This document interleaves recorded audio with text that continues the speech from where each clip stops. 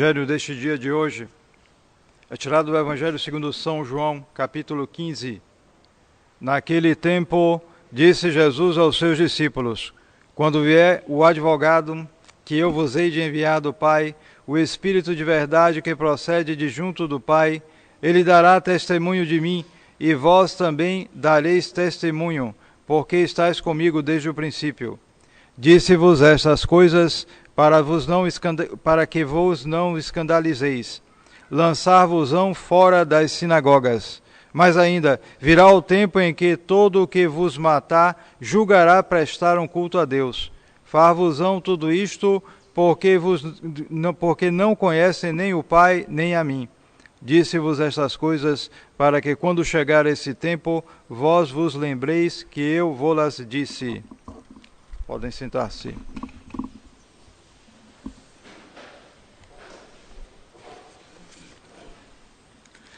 Nós estamos no domingo depois da Ascensão, dia 2 de junho, segunda classe. Amanhã, dia 3, é ferial. No dia 4 de junho é a festa de São Francisco Caracciolo, confessor, festa de terceira classe. Dia 5, quarta-feira, é a festa de São Bonifácio, bispo e mártir, festa de terceira classe. Na quinta-feira é a festa de São Norberto, bispo e confessor, fundador dos pré-monstratenses. Na sexta-feira é a primeira sexta-feira do mês de junho, que é consagrado ao Sagrado Coração, é dia ferial. Sábado é a vigília de Pentecostes, primeira classe. E no próximo domingo será o domingo de Pentecostes. Em nome do Pai, e do Filho, e do Espírito Santo. Amém.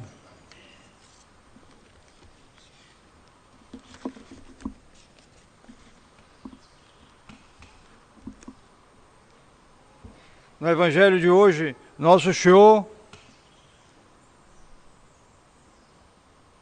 novamente promete a vinda do Paráclito, do Espírito Santo. E estamos nos preparando justamente para a festa de Pentecostes. E ele, Nosso Senhor, primeira coisa a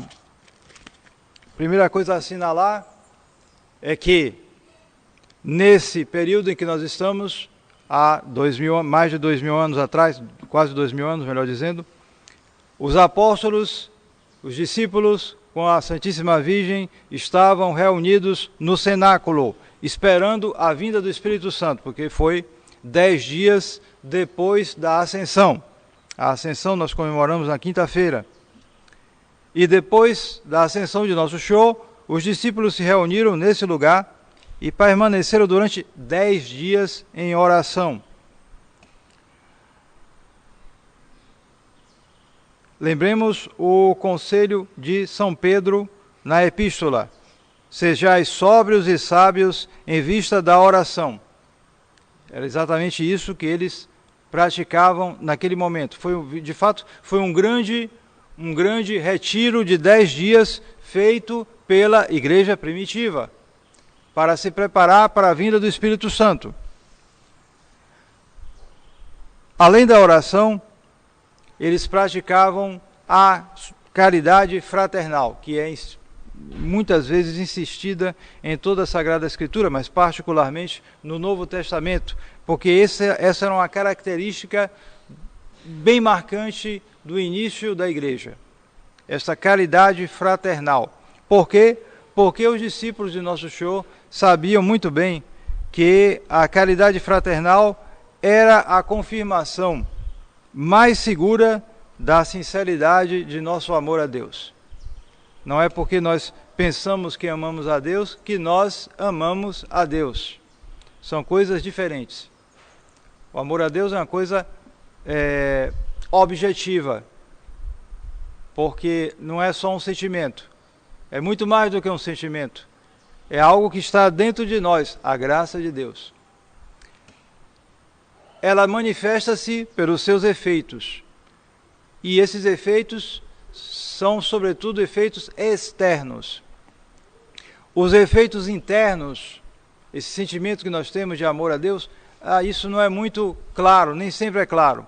O que é claro é quando nós levamos isso à prática. Assim como pessoas têm dúvida, às vezes, se estão em pecado ou não.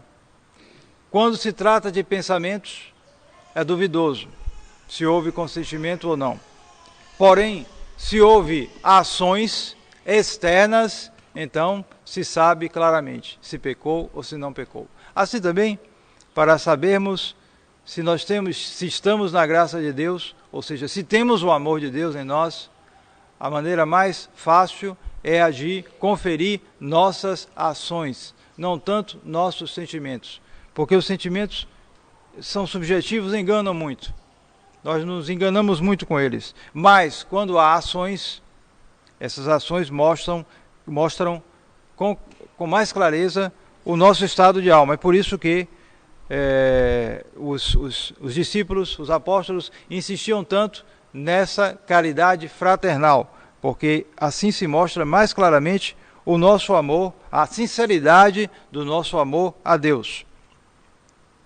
Mas, além disso, há um ponto muito importante nessa palavra de Nosso Senhor, relatada aqui pelo Evangelho de São João, em que ele promete a vinda do Espírito de verdade, Espírito Santo, Espírito de verdade. Não é à toa que, quando os papas fazem definições dogmáticas, eles invocam o Espírito Santo e o Espírito Santo os assiste de maneira infalível. Por quê? Porque o Espírito Santo é Espírito de verdade. Pois bem, esse Espírito de verdade que procede do Pai, ele dará testemunho de mim, e vós também dareis testemunho, porque estáis comigo desde o princípio. Então, nós vemos uma escala descendente. O Espírito Santo dá testemunho de nosso Senhor Jesus Cristo. E nós também devemos dar testemunho de nosso Senhor. Devemos que, logo no começo, logo depois da vinda do Espírito Santo, os apóstolos, os discípulos que eram medrosos, que tinham inclusive renegado a Nosso Senhor, depois da vinda do Espírito Santo, se transformaram completamente, em particular São Pedro, que tinha se arrependido amargamente de ter renegado a Nosso Senhor. Então, nós sabemos que, quando São Pedro foi preso pelos fariseus, pelo Sinédrio,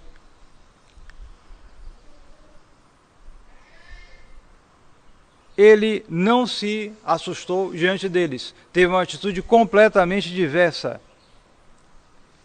O Sinédrio o ameaçou: guardai-vos bem de ainda falar dele com qualquer pessoa. Porém, São Pedro e São João, que estava junto dele, outro apóstolo, exclamaram: não podemos calar aquilo que ouvimos e vimos. Então, eis aí um verdadeiro testemunho.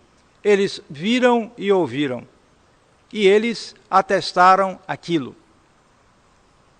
sem receio das pressões, das ameaças que eram fortíssimas, que ameaçavam suas vidas. Porém, eles disseram: não podemos calar sobre isso. Então, essa foi a tônica na igreja e deve ser a tônica de toda a nossa vida. Quando esse testemunho diminui, necessariamente a igreja diminui, se não em número, pelo menos em intensidade, porque ela se deixa levar pelo respeito humano. Isso continuou e deu lugar a outros episódios, inclusive episódios sangrentos, como foi o caso dos mártires. Os santos e mártires deram testemunhos. Mártir em grego quer dizer testemunho. Porém também o santo, mesmo que ele não morra por Nosso Senhor, ele vive por Nosso Senhor. Então, ele também dá testemunho. Mas nós temos casos como, por exemplo, durante a perseguição de Diocleciano, o pior, talvez o pior dos perseguidores da igreja, no século IV, já no final das perseguições da igreja primitiva. Então, foi mandado um grupo de gente ligado ao Império para se infiltrar no meio dos cristãos que celebravam a Santa Missa nas catacumbas. E quem celebrava era o Papa São Caio. Então, no meio da celebração, quando ele estava justamente celebrando a consagração, estava no cânon, os enviados do imperador começaram a gritar: morte aos cristãos. E a multidão continuou assistindo a missa sem se alterar com isso. Então, eles desembaiaram as espadas e começaram a massacrar, matar um após os outros. No entanto, disse o pontífice Caio, que era justamente quem estava celebrando a missa, disse a eles: filhos caríssimos, Cristo morreu e ressuscitou por nós. Coragem, ele quer coroar-vos. E todos repetiram: nós somos cristãos. E foram sendo mortos um após o outro, até que foi morto o próprio São Caio no altar. Esse é só um exemplo da antiguidade, mas esse espírito de testemunho, quer dizer, de mostrar, se confessar como cristão, no caso, ele continuou. E é por isso que a igreja sempre teve mártires, testemunhos. Podemos dar um exemplo de um outro mártir no século XIX, mais especificamente em 1861, na China. Ele se chamava Théophane Venat, era um francês, mas foi martirizado na China. Antes de morrer, ele quis enviar a cada um de seus queridos uma carta de lembrança, porque se permitia, apesar de tudo, que ele enviasse cartas. Então ele dizia: é meia-noite, em torno da minha cela só se vêem lanças e longas espadas. No ângulo da câmara, um grupo de soldados joga baralho, outro grupo joga dados. A 2 metros de mim, uma lâmpada projeta sua luz trêmula na minha folha de papel chinês e permite-me traçar-te estas linhas. De dia para dia espero a minha sentença. Talvez amanhã eu seja conduzido à morte. Morte feliz, não é verdade? Morte desejada que conduz à vida. Meu caro Henri, a quem ele escrevia, era o seu irmão, não consumas a tua vida nas vaidades no mundo. Resiste às inclinações da carne e sujeita-se ao espírito. Fique alerta contra as insídias do demônio e as práticas do mundo. Observa os preceitos da religião. Isto é ser homem. Escrevi-te estas palavras no momento solene. Dentro de algumas horas serei morto pela fé de Jesus Cristo. Adeus, irmão, e te espero no céu. Então, no dia 2 de fevereiro de 1861, o Théophane Venat, foi degolado pelos chineses que perseguiam a fé. Então, esse espírito permanece em toda a igreja, mas ele pode aumentar e diminuir. E justamente, quando ele diminui, a igreja não vai bem. Os católicos não vão bem. E isso é sinal de que se resiste ao Espírito Santo. Porque, é claro, o movimento do Espírito Santo vai justamente nesta direção indicada por Nosso Senhor, eu repito. O Espírito de verdade que procede de junto do Pai. Portanto, o que se testemunha é a verdade. Ele dará testemunho de mim, de Nosso Senhor, e vós também dareis testemunho. Este testemunho consiste, primeiro, na confissão da fé. Porque o que é um testemunho? Um testemunho é aquilo que a pessoa depõe num julgamento. a significação usual do termo, se procurarem no dicionário, é isso. A pessoa vai num julgamento, seja lá o que for, então que tipo de julgamento for, então ele dá um testemunho, ele faz um depoimento. Mas é claro que no caso aqui se aplica a muito mais. Um julgamento é uma prova. Nossa vida aqui na Terra é então uma prova. Então nós temos que dar testemunho nessa prova. Temos que dar o nosso depoimento, entre aspas. Este depoimento é a confissão da nossa fé. Primeiro é isto. Nós não podemos guardar esta confissão da fé no bolso. A confissão da fé é um ato que não obriga sempre, é verdade. Não é como um preceito negativo, por exemplo, não matar. Não matar, a gente não pode matar em nenhum momento, a não ser com exceções muito raras, mas não se pode fazer isso. Mas no caso da confissão da fé, é uma coisa que obriga em momentos, não obriga sempre. Porém, há circunstâncias que obrigam a se confessar a fé. E justamente através dessa confissão da fé se dá testemunho de nosso Senhor. E é o Espírito Santo que nos inspira a isso. E depois, outro testemunho que devemos dar é o da nossa vida. E nesse caso, enquanto que a confissão da fé obriga um momento ou outro, quando é necessário, a nossa vida ela é em todo momento. Nós somos obrigados em todo momento a ser católicos. Não podemos fazer distinção. Um momento agora não sou, e nesse não sou, em tal ambiente sou, em outro não sou. Não existe essa distinção. Devemos ser sempre católicos, transparentes. E, sendo assim, daremos testemunho de nosso Senhor. E qual a consequência disso? Acontecerá muitas vezes isso, provavelmente. Nosso Senhor aqui nosso Senhor mesmo que diz: disse-vos essas coisas para que não vos escandalizeis. Lançar-vos-ão fora das sinagogas. Virá o tempo em que todo o que vos matar julgará prestar um culto a Deus. Então nosso Senhor fala aqui de duas coisas. O martírio, como já foi citado aqui, pode ocorrer e pode não ocorrer. Ocorria mais antes, ocorre menos hoje. Mas também eu não sei se ocorre menos porque há muito menos testemunho. Porém, também a perseguição, a marginalização, é uma consequência da vida de fé, em todos os tempos. Mais em uns tempos, menos em outros tempos.